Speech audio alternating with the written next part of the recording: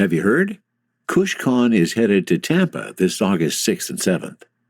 Network with more than 7,500 hemp and cannabis professionals, sample products from more than 300 brands, and take in over 70 educational sessions. If you work in cannabis or hemp, Kushcon Tampa is the only place you can meet directly with the nation's largest distributors and retailers. Get tickets and learn more at kush.com/Kushcon. Plus, because you're listening to this show, save 50% on tickets with promo code PODCAST. Again, that's kush.com/Kushcon. From a studio high above the clouds of the Okanagan Valley, this is the Cannabis Podcast. Exploring the world of Canadian cannabis culture, one toke at a time. Now, here's your host and budtender, Gary Johnston. Welcome back once more to the Cannabis Podcast. If this is your first time, well, let me give you an exceptionally warm welcome. I hope you're interested in information about cannabis, because I suspect that's what we're going to be focusing on for the next 30, 40 minutes or so. Let me remind you that this program is intended only for those 19 or older in your jurisdiction, and is intended purely for entertainment purposes. You should always consume your cannabis responsibly. This episode, we talk with Alvaro Torres from Colombia, and he tells us about a whole lot better way to do medical cannabis. That's a really interesting interview. I think you're going to enjoy that. We also continue our exploration of recreational cannabis on Cultivar Corner, the Green Organic Dutchman Sugar Bush, an organic treat coming up. Apparently, there is an abundance of homegrown weed being given away. Clearly, I'm not running in the proper circles. All of that and more on episode 98 of the Cannabis Podcast. And so, as always, I have prepared myself appropriately for another episode of the Cannabis Podcast. What am I smoking today in preparation? This is actually a combination. I created my own cultivar. I put together some highly Dutch Amsterdam sativa, put a little of that together with some tabletop purple punch, and created my own. So that's what my inspiration for today is. And the other thing I've started doing, and this is probably, the third or fourth episode where this has happened, I need something to drink while I'm doing the podcast, right? So, seems only appropriate that perhaps I choose a cannabis beverage, even though, if you've listened to the podcast at all, you know that edibles have not had a tradition of having a great effect on me. Unfortunately, that seems to apply to the drinks as well with the smaller cannabinoids. I was hoping they would have a better impact for me in terms of getting a buzz. They don't, however. A beverage I have been enjoying in preparation of each episode, as I say for the last few times, has been from Keef. Keef Classics, and it's their Bubba Kush Classic Soda. And I like a good root beer. And this, that's a really good root beer. Now, it's 10 milligrams of THC, so in theory, it should also give me a bit of a buzz, in theory. In reality, it really hasn't, but it is a really good root beer. My wife often jokes that there is cheaper root beer out there, But that's not the point.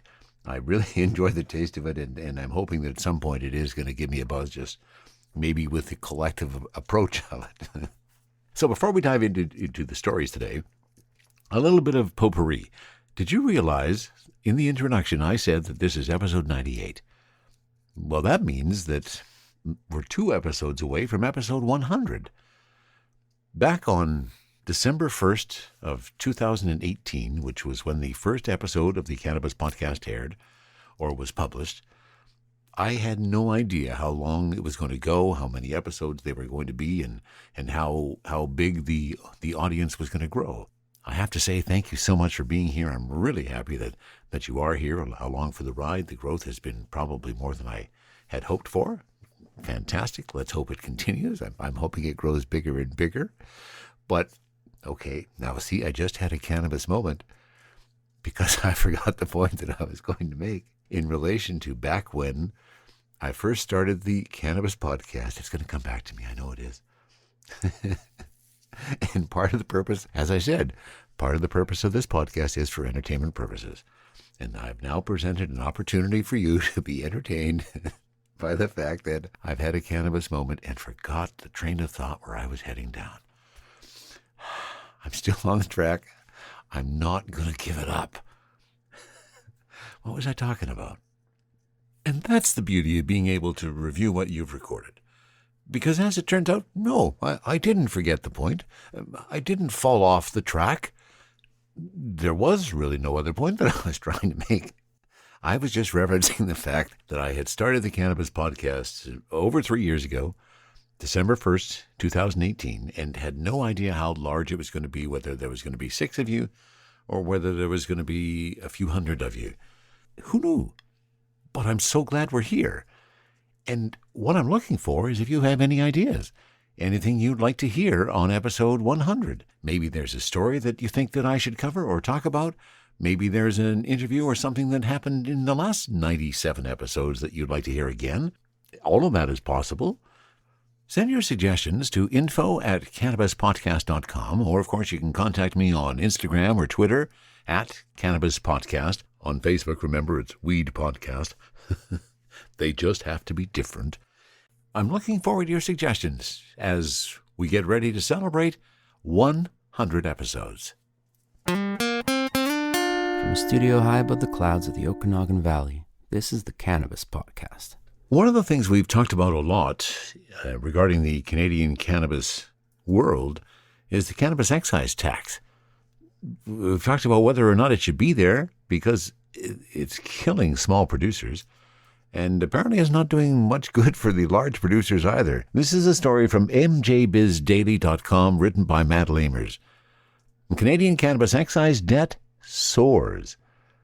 Unpaid federal excise duty is piling up in Canada's cannabis industry, with excise debt more than tripling to $52.4 million as of March 2022, up sharply from $16 million owed in March 2021. That suggests at least 20% of all federally regulated companies owe the Federal Revenue Agency money. The latest sign that excise duty burdens are weighing on already struggling cannabis producers, industry officials say. They cite falling marijuana prices and fierce competition as among the factors making it difficult for producers to pay their excise duties, which are levied on a variety of cannabis products, and to pay them in a timely manner. The cannabis industry is making a choice whether to pay its taxes or to keep the lights on. Dan Sutton, CEO of British Columbia-based cannabis producer Tantalus Labs, told MJ Biz Daily, Canada's excise duty imposed on producers' dried cannabis is either $1 per gram or 10% of the value of the gram, whichever is greater. Different excise rules apply to various cannabis derivatives and other products such as edibles. MJ Biz Daily asked the Canada Revenue Agency for the amount of cannabis excise duty in arrears for each of the past 4 fiscal years, the number of cannabis companies with overdue bills, and a breakdown of that data by province. In total, 254 individual cannabis businesses racked up $73 million in excise debt from March 2019 through March 2022. However, of that total, roughly $52.4 million remains outstanding. As of March 31st, approximately 96% of the outstanding debt was from assessments in the past year. The vast majority of outstanding amounts that enter the collections program are resolved within 1 year, the CRA said in response to MJ Biz Daily queries.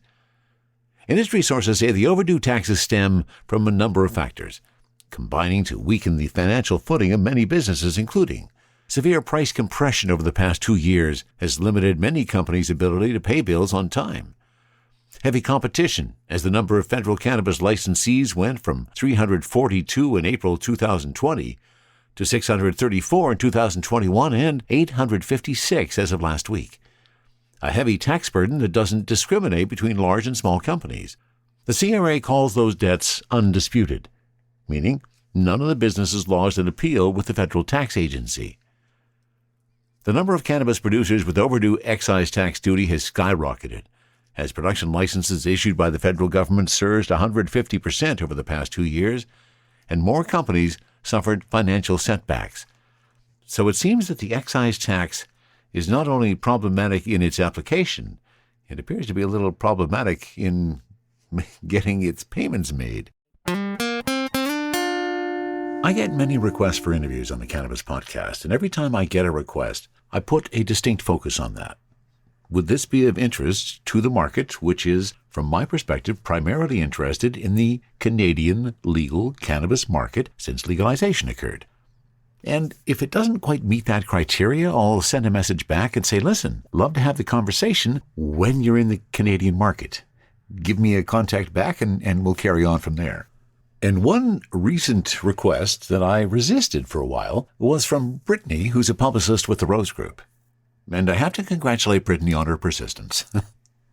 She kept at it, and she persisted, and presented the fact that she thought there was a lot of interest in the Canadian market in the message presented by Alvaro Torres, the founder and CEO of an organization called Chiron. So let me give you the background on Chiron.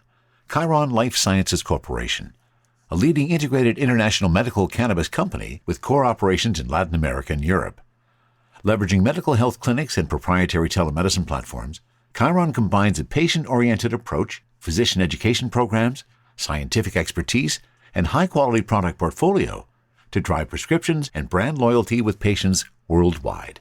And now I'm going to have a conversation with the founder and CEO of Chiron, Alvaro Torres. We pick up the conversation just after I've welcomed him to the Cannabis Podcast.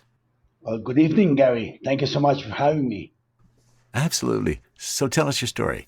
How did you become interested in the story behind Chiron, and what got you started in considering cannabis for medical use? I'm going to try to make it as short as I can, but I'm an engineer by trade. I went to school in the United States to study industrial engineering, and all my life I've been doing engineering work. But about 5 years ago, the Colombian government, where I'm from Colombia, legalized medical cannabis, and I felt, this is something that could really disrupt the traditional pharmaceutical industry, and why not give it a chance to come up with something that can actually change the quality of life of patients. At one point in our lives, Gary, we will all be patients of things that are related to cannabis. So that's why I founded the company. And I named the company Chiron because that was the centaur that taught Hercules medicine in all Greek mythology. And I wanted to do something that is going to improve the quality of life of people. That was 5 years ago, yes. And today we are the top selling brand in Colombia and Latin America, the top selling brand in the UK. And it's a very exciting journey that we have ahead of us. And it's very happy that we were able to think about building that type of company 5 years ago. So give me a sense of what that means, Alvaro. What kind of infrastructure have you built in the last 5 years that have allowed you to accomplish that? Well, when we talk about medical cannabis outside of North America, we're talking about a very medical industry. And you're talking about how do we convince doctors and physicians about changing the last 100 years of education they've had. And so what we did is, we're gonna do this through our own clinic network, so we can build the data, build the evidence, show the evidence to doctors, and start convincing doctors, insurance companies, and the governments to get medical cannabis as important as we've done with opiates and things like that when it comes to pain management. So that's really how we started almost 4 years ago. It's how do we own the demand? How do we show doctors that this is a real medication? That this is not a fad or a trend. That this is really going to happen over the next 100 years, and luckily we've been able to do that. Well, of course, not luckily, but thankfully, because we have a very good approach of how do we convince doctors to be able to prescribe it. Yeah, it probably wasn't luck. Probably a good plan and execution, perhaps. Yeah, certainly luck. We could have used a lot more luck, particularly last 2 years. Yeah, we could all use a little more luck. And you're absolutely right. We're all going to face that point where we have a condition that medical cannabis will assist. I've reached that point myself. So let's bring the patients into the perspective, Alvaro. How is Chiron helping patients access their medical cannabis? Well, when I founded the company, I wrote 7 different principles of how we would want to run our company. The number one is that we are here to improve the quality of life of patients. That's my number one principle for the company. And quality of life means a variety of things, but it's not only for the family, but for the patient, but it's also for the family, for the caretaker. We are all going to be patients at one point in our lives, all of us. Why would we be subjected to taking the same medication that we all know is gonna destroy our lives and destroy our health when we can have a natural medication that can be as even cheaper, but also give us a better health perspective in the future. And that's really what I figured out when we founded the company. Why don't we think about something like that? And that's what medical cannabis is all about. These are real medication. This is not a fad. This is not a trend. This is going to continue to happen in the rest of our lives. And thankfully, we've been able to convince patients and doctors because we are able to build a lot of data around the efficacy and the efficiency of cannabis. And this is what driving more doctors to say, hey, you know what? I don't want to prescribe more buprenorphine patches. I can prescribe cannabis. And this is something that's really exciting because that's the future of medicine. Yeah, very, very cool. So with the medical cannabis access and the recreational markets we've got, and I assume, Alvaro, you're looking to go globally and to go into other markets. So how do you see the confluence of those two markets? And I guess what do we do to protect the medical in regards to the expanding recreational markets? Well, we have to think about the world in a bit of a different view. Outside of North America, Gary, this is a very medical centric world. In Europe and Latin America, adult use is not really what's driving the market right now. What's driving is real medical cannabis and medical conversations. What we did 2.5 years ago is said, okay, one thing with the company knows how to do is that we know how to prescribe and to convince doctors using real world evidence. So why don't we take this and take it to Europe so we can convince European doctors that this is a real alternative? Back then, 2 years ago, people were saying, well, what does a Latin American company out of Colombia with my heavy accent have to do with in Europe? But today, the first quarter of this year, we sell more cannabis, medical cannabis in Europe than we sell in Latin America. It's crazy. And that's not because we are really good at the production and the low cost cultivation of our product. It's just we're really, really, really good at building evidence so we can get doctors to be more comfortable about prescribing cannabis. In the end, outside of North America, which is a more, let's call it recreational type of industry, in Europe, this is really about how do we get doctors comfortable about prescribing cannabis. I mean, doctors in the end believe in two types of evidence, right? One is phase one, phase two, phase three, phase four, OxyContin type of evidence. We already know how that led us, what the path of that is. The other one is real world evidence. Like if you see a patient feeling better, that's a really good indicator of how cannabis can be. And the more that we are able to drive that type of evidence, the more we can convince doctors in English, in German, in Spanish, and in Portuguese to prescribe cannabis. And I think the one thing that we've been able to do is that we've been able to take all this evidence, translate it into different languages, and show people that cannabis is for real. And the more real world evidence we can produce, the more doctors in the UK are prescribing. This is why we're now one of the top selling UK cannabis brands, medical cannabis brands right now. And because we're able to convince doctors that this is not a hoax, that this is for real. And it's funny that it has to happen from Latin America, but sometimes the world moves in different ways. No, Yes, the universe does work in very mysterious ways. What you made me realize, Alvaro, as a recreational cannabis market user here in Canada, with the perspective we have of legalization that's, 3.5 years old, I am totally ignorant of the size of the medical cannabis market worldwide. And what are we talking about here, Alvaro? How big is the market that we're talking about? well, if you think about Latin America alone, right? I mean, Latin America, we've been always a region where everybody associates us with cannabis, right, and with drugs. But the reality is that we've been producing drugs for you guys to consume it, not for our own benefit. Otherwise, I probably would have a lot more hair in my hair if I just take a little more drugs. But we are not a region that's known for its own internal consumption. But there's 750 million people in Latin America. There's 85 million people with conditions that can be applicable to medical cannabis. In Europe, there's 650 million people. And of course, they take a lot more cannabis, but it's a more pharmaceutical industry as well. And the way that the regulations work, everybody wants to focus on how does cannabis help people from a medical perspective rather than just getting high.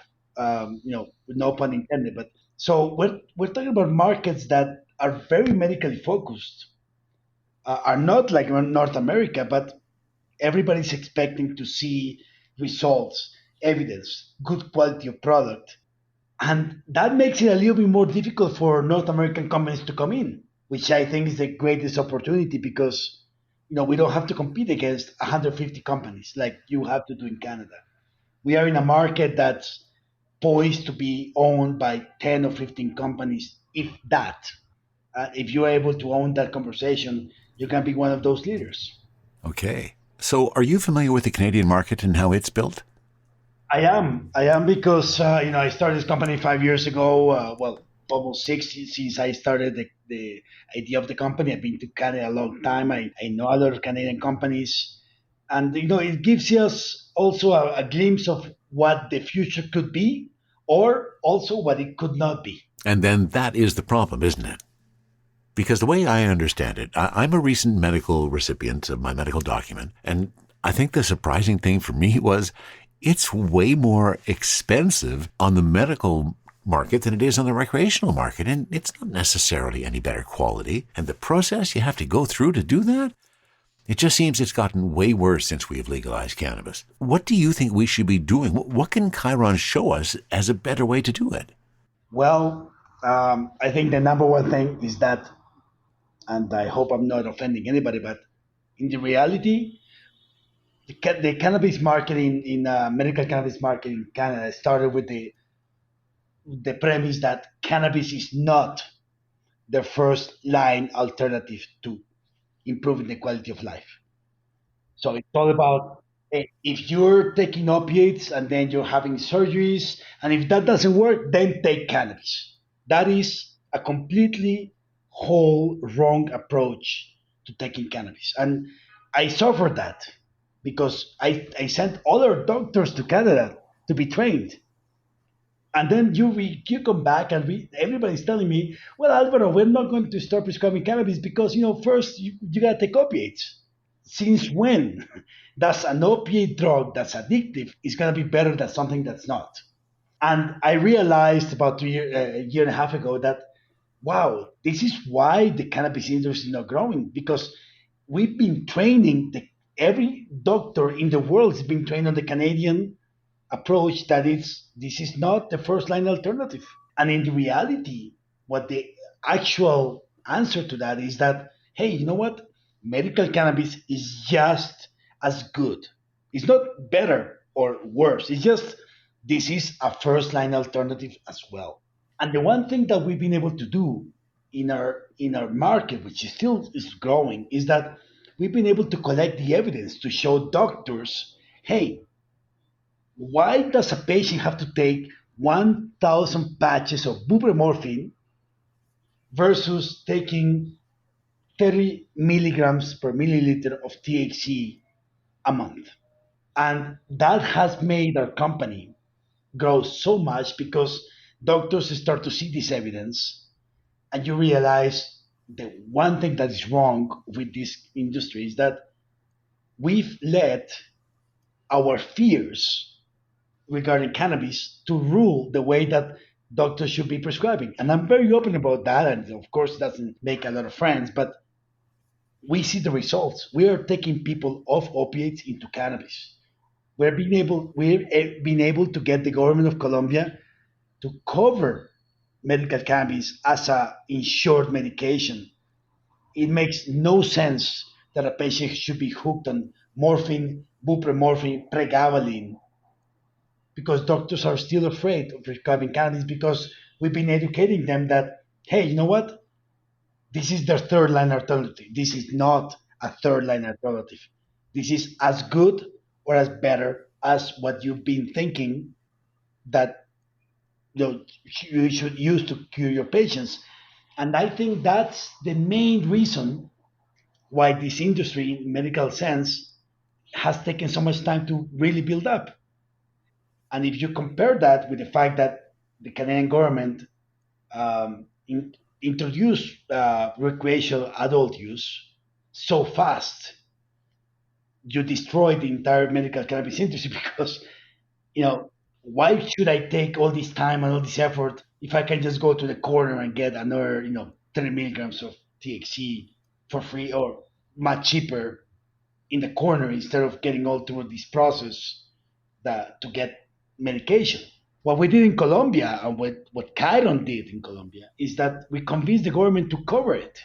Hey, you know what? This is good for people's health. This is much less expensive than taking buprenorphine. So cover it, make it free. It makes no sense that patients are taking pregabalin and morphine and buprenorphine for free, where cannabis you have to pay out of pocket. The moment you make all of that equation the same, people will always choose cannabis. And it's going to be much better for the health and for the expense of the patient and the health system. So I know I said a lot, but my point is that the problem is we cannot be afraid of something that has been working for the last 8,000 years. Now we're afraid of it because 80 years ago somebody said I was wrong. I think that's a challenge. That is a challenge, and it's also a really interesting perspective that I haven't heard expressed before. I'm really glad we're having this conversation, Alvaro. You've really sparked some interest in me. So the way I see it, then, it really is about education. It is. Education is the way out of this, then. Give us some sense of how we can bring that education to our world. It is about education, and it takes time to build the evidence to have that education. But I'll give you an example. When I started this company 5 years ago, we started selling only 2 years ago. Only out of all the doctors, we had 100 units being sold in a month. Today, it's almost 10,000 units a month because doctors are seeing the real results. And if you're able to gather all that data and show it back to them every week, every month, every 2 weeks, doctors start to understand, first of all, that all of these imported medications make no sense at all. That we are just building a strategy to make everybody more addicted to something that's not going to work. Pain, let's talk about chronic pain. Chronic pain does not go away. You and I know it, everybody knows it. It's not something you can cure. Chronic pain does not get cured, but it doesn't mean that you have to get hooked on something that's going to damage your life and, more importantly, the caretaker's life. We talk about chronic pain patients. It's not just about what they experience, but what everybody else in their family life experiences. But you have to be able to gather the data, show the data, understand it, and be able to talk to doctors and say, hey, you know what? There may be other alternatives. But the problem with cannabis is that the opiate industry has been 100 years of hundreds of billions of dollars of investments to show, and I quote, phase one, phase two, phase three, phase four, where cannabis, we're It was used when Cleopatra was empress of Egypt. No, and now we have to prove it works on mice. It makes very little sense. But the more real world evidence you can produce on this, the more doctors start to believe, you know what, this is not a hoax. This is going to happen. And this is why I keep saying with all the doctors in Colombia, in Peru, in Mexico, in the UK, in Germany, this is not something that's going to go away in the next couple of months. Cannabis is a real disruptor to sleep disorders, to chronic pain, to neurological conditions because it works. And there's not many companies like us doing this work, but we can show this evidence and we can show this data, and more doctors will get online because nobody wants to have addicted patients. No, no, of course they don't. And are you planning to move into the Canadian market? Well, the one thing that I think this company has learned how to do better than most is that we know how to convince doctors because we have evidence behind it. So really, outside the United States, any market, we can do that. Um, I mean, we've seen almost 25,000 patients in Colombia alone, and UK market now is our biggest market right now. And it's not because we are good at exporting product, because we actually don't export any product to UK. We export know-how, which is how do you convince a patient, a doctor to prescribe cannabis, and then you figure out the way backwards. So yes, any market like the Canadian market, we could do a lot of good work there because we know how to show the evidence to doctors. So yeah, I mean, I think people think about export and they think about exporting goods. I think about it as exporting know-how. It took us a long time to do it, but thankfully we had time.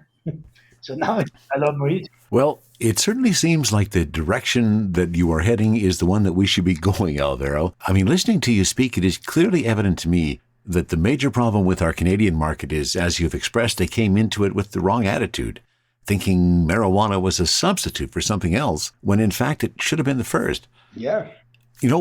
I would love to see you guys coming into our country to perhaps see what we can do as Canadians to improve the education. Let me give you another example. So right now, when you're looking for your medical document here in Canada, many people will go through what's called a nurse practitioner.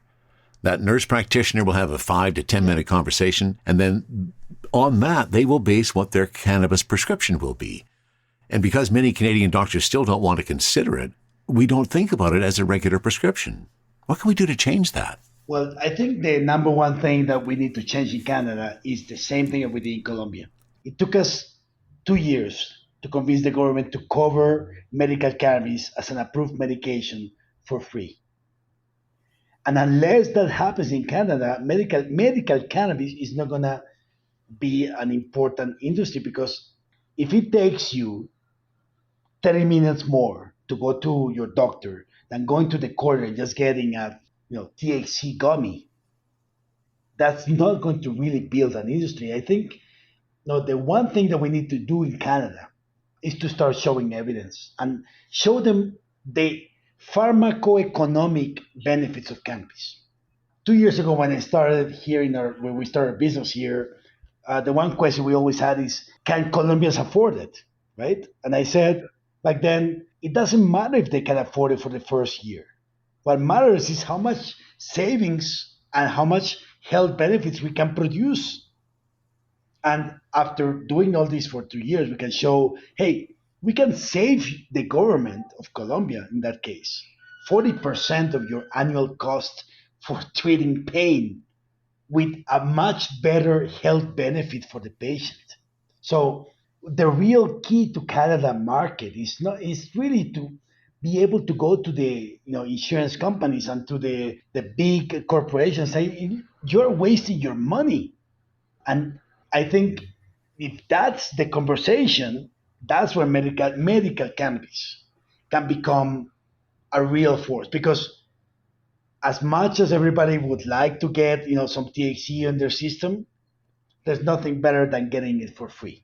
But to get it for free, you need to have a whole system that works for it.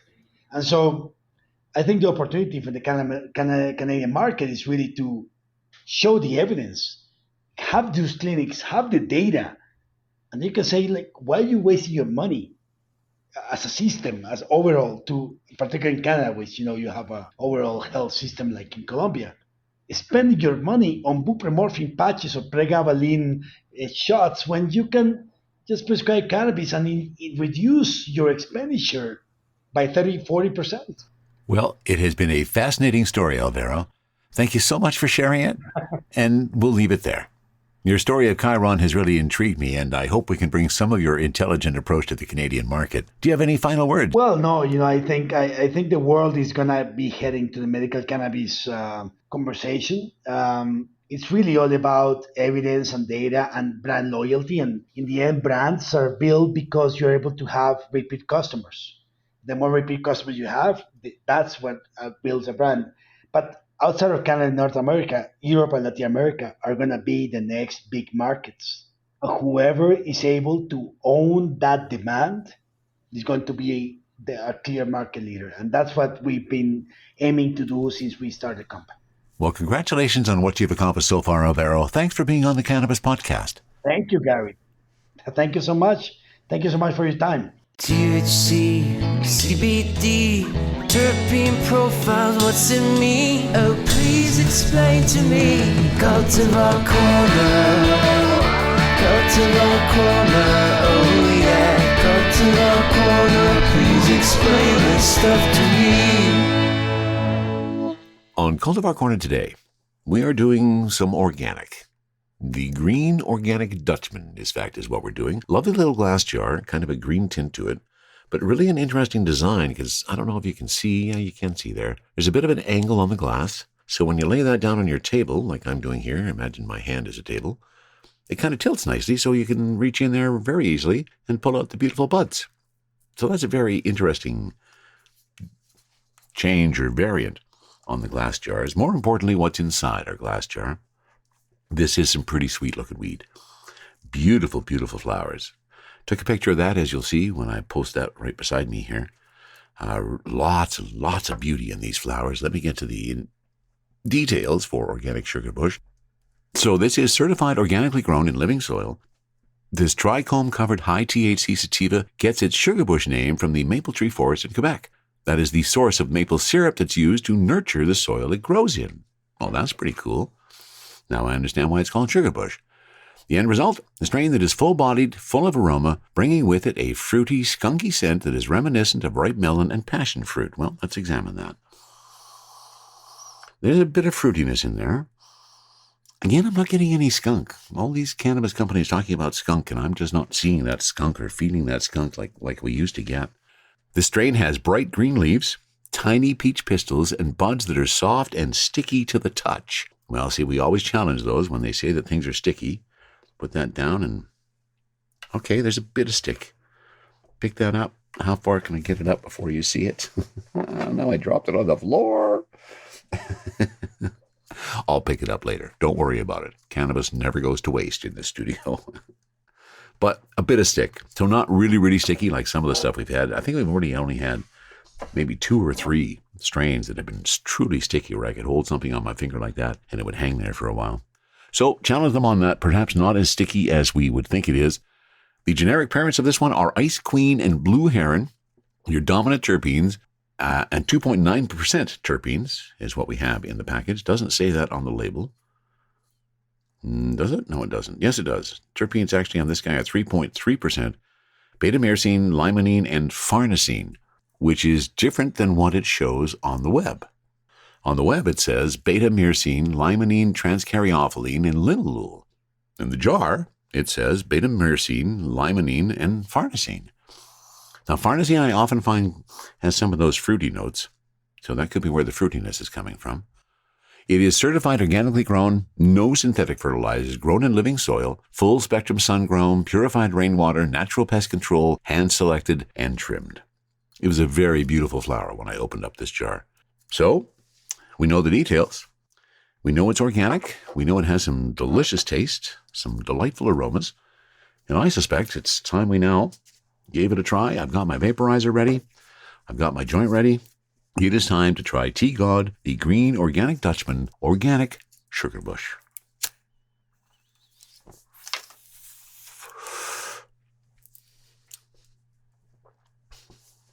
Smooth smoke. Very smooth. I'm not picking up a lot of flavor notes off the joint. And of course, as I get started, my vaporizer turns off. All right, the vaporizer is ready now. Let's have a taste of organic sugar bush from Tea God.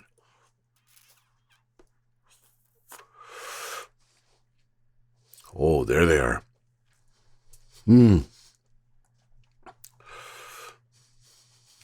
Oh yeah, you pick up so much of the flavor off the vaporizer.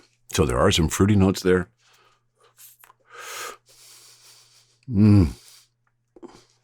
Just delicious. Just absolutely delicious. Now, this is a sativa. We've done an awful lot of indicas on Cultivar Corner, and it's kind of an indication of where the market is, because there is a predominant amount of indica, or what we call indica-leaning flower, and that becoming a bit bigger of a debate as well. There's more challenge to the terms sativa, indica, and hybrid, when we all know that it's really the terpenes inside of the particular weed you're smoking that are going to give you the buzz that you're looking for. So we're trying to get away from calling things sativa, hybrid, and indica. But when people come into the store, they ask for sativa, hybrid, and indica. So it's hard to completely get away from it. And I'm recording this Cultivar Corner on an off week when I do not have the podcast to produce. So on these particular days, I'm looking for just a really nice buzz. Got some stuff going on. Probably going to go golfing later this afternoon. Oh, it just tastes so good through the vaporizer. And here comes the happy eyes. I love it when they arrive. But apparently I haven't been giving enough attention to my joint. It's gone out on me. So we'll fire it back up again. And as I say, the euphoria is starting to overtake me. I'm getting some happy eyes. Getting a little bit of rush. This is going to be a fun Saturday. So there's more and more organic options out there. I checked back to make sure. We have not done Tea God before on the Cannabis Podcast. So this is the first at the Green Organic Dutchman and some of their weed. Now, did I actually get you the THC on this one? I didn't. So the THC is sitting at 25.7. And in these days, that's becoming kind of like a norm. I still can't believe how fast and how high the THC values continue to rise. Oh, this is a really nice high. Really nice buzz right now. Definitely got the happy eyes. That euphoria is just kicking in. Isn't euphoria such a nice feeling? It just sets a beautiful mood to the day. And let me say one more time, I just love being stoned. I truly do. And I truly enjoy sharing it with you too. Because this is a lot of fun, sharing a new weed and seeing what the experience is. And hoping you'll be able to duplicate it. Well, the end result of this one, I think, is we've got another winner. Tea God, the Green Organic Dutchman. They're really cool little green glass jars. Some pretty weed inside of that. Some beautiful aromas, some beautiful flavors, and definitely some wonderful kick. Tea God, thank you for organic sugar bush. From the cannabis-infused studio in the clouds, this is the Cannabis Podcast. And the Keef Classics Bubba Kush Classic Soda, still not producing much of an effect from the THC, but boy, it still sure is good root beer. And now let's go to a story from our friends at the OkanaganZ.com. And I found this one interesting because apparently it means that I have the wrong circle of friends, or my circle isn't big enough for whatever it is. This is a story, again, as I say, published by the Okanagan Z, but it's written by Don Plant. And he's a local reporter, used to be in one of the local newspapers, I believe the Daily Courier. Here's an interesting story. Every so often I get an offer that was unfathomable 5 years ago. Friends who grow their own weed have so much surplus they want to share it for free. The 4-plant limit per household may sound puny, but these guys have way more cannabis tucked away than they can give away. One of them showed me 8 mason jars filled with bud, all but one of them containing weed he grew in his garden last summer. He brought part of his stash to a ski week gathering with friends from Nelson. I show up with a mason jar in my pot. Another shows up with a bunch of cookies and bags of pot for each of us. The third guy shows up with this stuff. He laughs. We're all friends trying to get rid of this shit. We couldn't give it away.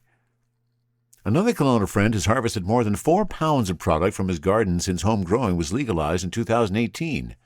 Tom, not his real name, smokes, makes edibles, and coincidentally hands out 1-liter mason jars stuffed with quality weed to any friend who'll have it. He's barely dented the supply he stores in his large sealed containers. Tom, over here, even though that's not your real name, Tom. Tom also gets free weed from others. When his old boss sold his Kelowna house last fall, he harvested everything he grew before moving to the coast. And before he left, he brought me a mason jar full of bud with a label on it what it was. You go to someone's house, you used to bring a bottle of wine. Now you bring a jar of weed, Tom says. I'm over 60 and stopped smoking cannabis years ago, but this apparent bounty of bang got me thinking. If every Canadian household can grow up to 4 plants at a time, isn't there a glut of supply? How can cannabis retail stores survive when they compete not only with the black market and illegal shops, but hobby growers who consume less than they produce? Last year, 11% of Canadians who obtained dried weed in the previous month got it for free, according to the 2021 Canadian Cannabis Survey of 10,000 respondents. 8% grew their own or had it grown for them. In the Okanagan, the proportion of home growers is likely higher when you account for the public acreage of farmland, countless gardens, and longer growing season. Sarah Ballantyne thinks so. As owner of a spirit leaf store in Vernon, she knows many users are storing a lot of homegrown. They're always trying to drop it off or give me samples, she says. I do think it's part of that older demographic that's been used to growing all these years. But the new generation of cannabis consumers are coming directly to the store. A lot of them live in apartments or they're renting, so there's no way they're able to grow it. For Okanagan retailers, making a profit remains a challenge. 60 legal retail cannabis outlets, 4 of them public BC stores, now operate from Armstrong to Osoyoos. With dozens more operating illegally, Ballantyne agrees the market is saturated. Still, she doesn't view hobby growers as competition. Her staff cater to them by selling seeds and giving advice. They'd sell clones if they could, but distribution problems make it impossible, she says. Even so, Ballantyne cautions homegrown can be unsafe. One benefit of buying store-bought product is it's regulated by Health Canada, which irradiates a portion to kill bugs and bacteria and to prevent molding. There's no such protection for homegrown, she says. If there's even a touch of mold in the jar, the whole jar is done. If you ran some testing on some of these products, I'm sure you'd find either mold or powdery mildew. Customers tell Ballantyne about their bad experiences after they consume unregulated edibles baked at home. THC levels tend to fluctuate when cooks infuse homegrown flour with butter, she says, while store-bought edibles are safer because the dosages is consistent. She's bullish about the higher quality of legal products she sells. Nowadays, it's just so good that a lot of our customers wouldn't even waste their time doing a home grow, she says. Those are the customers we want in our store. My friends likely won't be among them. One lived 2 blocks from a Kelowna retail outlet, which he's visited once while hunting for trimming scissors. The other last entered a cannabis shop in May to buy a couple of joints and some edibles. For me, it doesn't really matter whether they're in business or not, because I'm always going to have mine, Tom says. I've got way more than enough. Well, there's 2 really interesting perspectives for you. I find myself smack dab in the middle of those 2 perspectives. I appreciate it from the retail perspective, also appreciate it from the home grow perspective, in that I do a home grow, and I'm not sure I agree entirely with Sarah Ballantyne on her perspective for where that market is and whether or not we should be interested in those who are doing the home grow. I guess clearly that if they're not coming into the store, there's not much we can do about that, is there? So interesting story, Don Plant. Thank you for that. Is there too much homegrown that you can't even give it away? Again, I must have the wrong set of friends. Once more, thank you so much for being here. I'm so glad you're along for the ride. If you like what you hear and you feel like supporting the Cannabis Podcast, you can go to buymeacoffee.com/Cannabis Podcast. You'll find all kinds of options there. If you ever have a comment on anything you hear on the Cannabis Podcast or suggestions for interviews or topics, send a note to info@cannabispodcast.com. That wraps it up for episode 98 of the Cannabis Podcast. From the cannabis-infused studio, high above the Okanagan Valley, this was the Cannabis Podcast.